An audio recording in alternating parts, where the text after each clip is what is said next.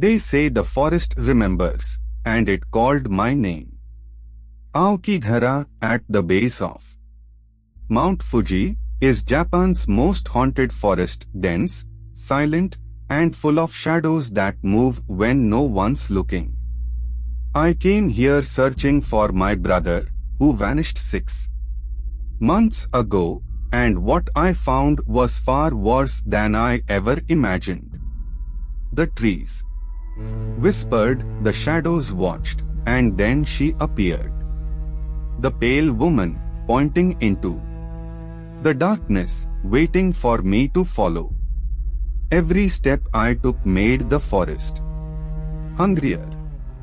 This is the story of the forest that never forgets, and the horrors it keeps hidden in its heart. At the foot of Mount Fuji, where sunlight fades into a tangle of ancient shadows, there lies a forest the locals fear to name after dark. Aokigahara, the sea of trees. A place where sound goes to die, and memories refuse to rest. This is where our story begins. Haru Sato entered the forest alone. Days later, only his camera was found, lying on a bed of moss as if placed there gently. On his final recording, he whispered, "She keeps calling my name." Then came a thud, a long breath, and silence. Haru never returned. 6 months later, his sister Mina Sato arrived at the edge of Aokigahara, clutching that same camera like a lifeline. Beside her stood Ranger Dosuke Mori, a man who knew the forest better than anyone and feared it more than he admitted. "You don't follow the forest," he told her. "The forest follows you." But Mina stepped forward anyway. For her brother, she would walk into the dark. Under the canopy, the world shifted. The path behind them vanished in moments, and the forest began to watch. Aokigahara is known for its silence, but this was different. The silence pressed on the chest, crawled beneath the skin. As Mina and Daisuke moved deeper, the trees seemed to crowd closer, bending as if listening. And then, a whisper, soft, delicate, "Mina. Mina frose." She knew that voice. "Haru." Daisuke gripped her shoulder. "Do not listen. The forest repeats what it takes."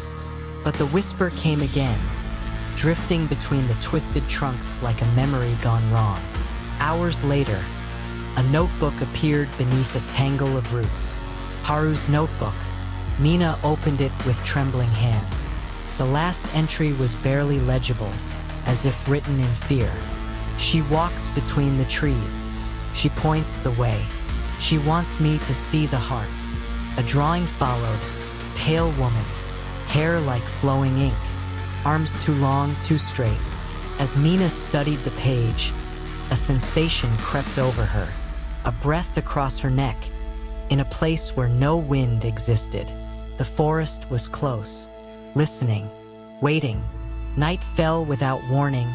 Aokigahara is known for that. In the dead stillness, Mina awoke to a scraping sound, like cloth dragging across bark. There, at the edge of the lantern's glow, stood a figure, tall, motionless, white as moonlight. Her hair drifted around her head as if she existed underwater. She raised one arm. A single finger pointed deeper into the forest. And in a voice that should not have been hers, she spoke. "Come see." Mina almost answered, almost stepped forward. Daisuke yanked her back, terror in his eyes. "She binds the living with familiar voices. If you follow her, you won't come back." But the pale woman wasn't alone. A shadow stood behind her, one shaped like Haru. Running should have saved them, but in Aokigahara, running only takes you where the forest wants you to go. Soon they burst into a clearing where nothing grew. a hollow circle swallowed by silence. In its center lay a massive, rotten tree trunk, split open like a wound. Daisuke's face went cold. This is the heart. The forest brings chosen souls here. Mina stepped toward the trunk, drawn by something she couldn't name. Inside, she found her brother's scarf, still warm, and the forest exhaled. The ground shuddered. Roots burst upward, twisting like skeletal hands. Daisuke was grabbed first, dragged toward the earth. "Run!" he shouted. "The forest wants you, Mina." But Mina refused to leave him. Then the whispers began again. Dozens, hundreds, layered atop one another, like voices trapped in the roots. And out from the trees stepped the pale woman. Her eyes were black, endless. Her mouth stretched unnaturally wide. Behind her stood Haru, or what was left of him. Haru reached toward Mina. His shape flickered. His skin was ash pale. His voice was soft, too soft. "Stay, Mina. You came for me." Daisuke yelled. "That is not your brother." The forest creates echoes from memory, but Mina saw something in Haru's eyes, a spark of fear, a plea. "Help me leave." The pale woman turned her head sharply, like a puppet on an unseen string. She did not want him to leave. She did not want her memory taken away. Roots tightened around Daisuke. The clearing shrank. The forest demanded a choice. Mina lifted Haru's warm scarf. "If you remember him," she whispered to the pale woman, "then you remember pain."